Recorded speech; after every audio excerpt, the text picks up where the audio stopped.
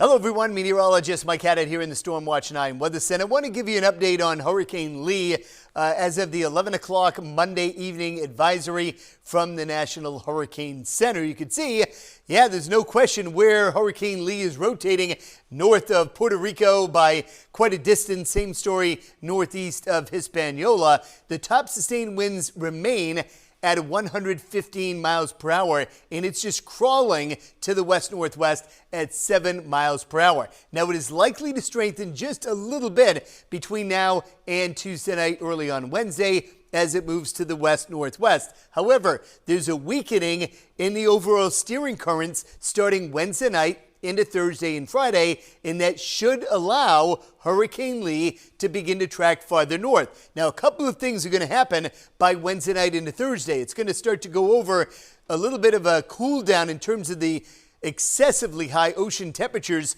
in and around Bermuda and Point West.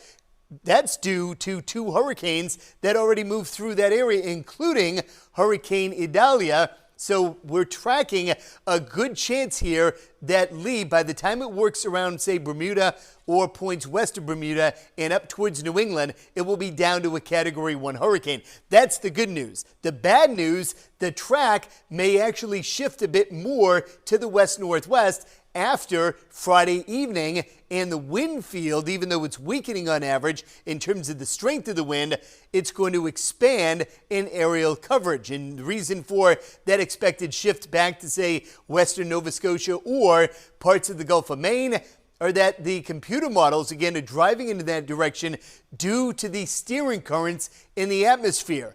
That's an area of high pressure to the east of the center and an area of low pressure well back to the west. And since there's a bit of a weakening right over Nova Scotia and the Gulf of Maine, that is likely where Hurricane Lee will end up. But exactly where in that zone is the big question mark. In any event, what we know is certain is that the timeline for any impacts would be Friday night through early Sunday morning, and for sure, large ocean swells will likely be cranked up starting midweek into the weekend. Also, very high waves and very rough surf seem to be likely during that same time. What is unclear is the amount of rain and or wind that we see here in New Hampshire. There's a chance, very low right now, but can't rule it out, of tropical storm type winds affecting parts of the Granite State and also heavier downpours over eastern or coastal areas between late Friday night or Saturday morning and late Saturday night. Of course, we'll have much more